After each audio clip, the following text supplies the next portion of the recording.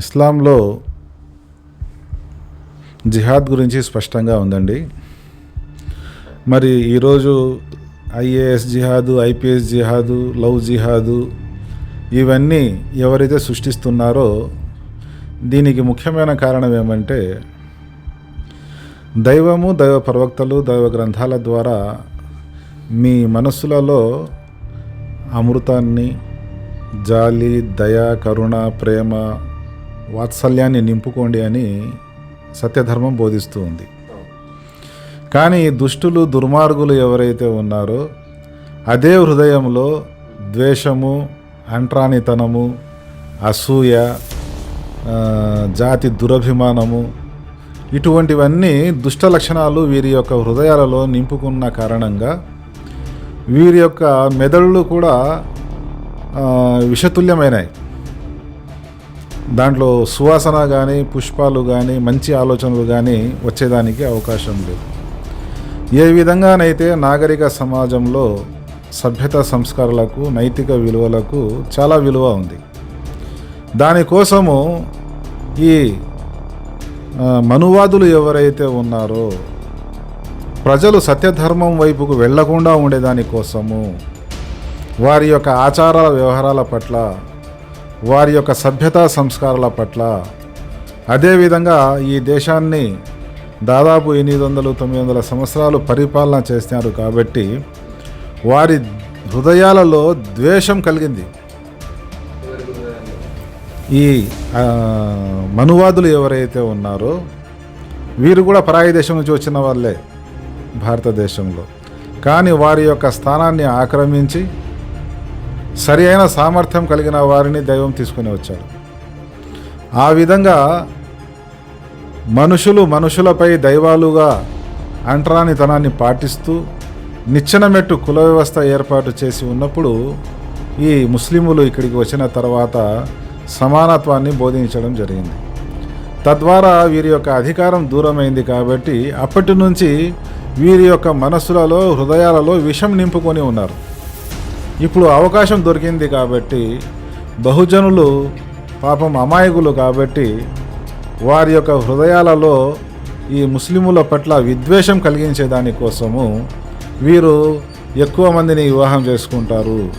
ముస్లిమేతరుల అమ్మాయిల్ని ప్రేమ పేరుతో వేధిస్తారు, వివాహం చేసుకున్న తర్వాత వేధిస్తారు అనేది ఒక దుష్ప్రచారము చేయడం జరుగుతుంది అన్నమాట. కానీ ఇస్లాంలో ఏముందంటే ముస్లిముల అమ్మాయి కానీ, ముస్లిమేతరుల అమ్మాయి కానీ ఎవరైనా ఒక స్త్రీ బయటికి వెళ్తే సక్రమమైన వస్త్రధారణ చేసుకొని భర్త ద్వారా కానీ, తండ్రి ద్వారా కానీ, సోదరుని ద్వారా కానీ, కుమారుని ద్వారా కానీ బయటికి వెళ్ళి తన పని ముగించుకోమని చెప్తుంది. సింగారించుకొని వయ్యారాలు పోతూ యువకులను ఆకర్షిస్తూ వెళ్ళమని ఎక్కడ ఇస్లాం చెప్పదు. అజ్ఞాన అంధకారంలో రాసుకుంటూ, పూసుకుంటూ విచ్చలవిడిగా తిరిగేదాన్ని కూడా ఇస్లాం అనుమతించదు. అందుకోసమే విశ్వకారుణ్యమూర్తి జగత్ప్రవక్త ముహమ్మద్ సల్లల్లాహు అలైహి వసల్లం గారు ఏమన్నారా అంటే, మొదటి చూపు నీది, రెండవ చూపు శైతాన్ది అన్నారు. ఒకవేళ ఇతరులు నిన్ను రాసుకుంటూ, పూసుకుంటూ తిరిగితే ఒకవేళ నీవు ఒక పందితో రాసుకొని, పూసుకొని తిరగవచ్చు, కానీ పరస్త్రీని పూసుకొని తిరగకూడదు అని చెప్పారు. అదేవిధంగా పరస్త్రీని ఒకవేళ ఇంటి పైనుంచి కానీ, వాకిట్లో నుంచి ఎవరైనా తొంగి చూసినట్లయితే అతని కంట్లో బాణం తీసుకొని పొడచమని ప్రవక్త గారు చెప్పినారు. మరి ఇటువంటి విషయాలు చెప్పినవాడు వేరే స్త్రీని వలలో వేసుకొని సతాయించమని ఎక్కడ చెప్తారు?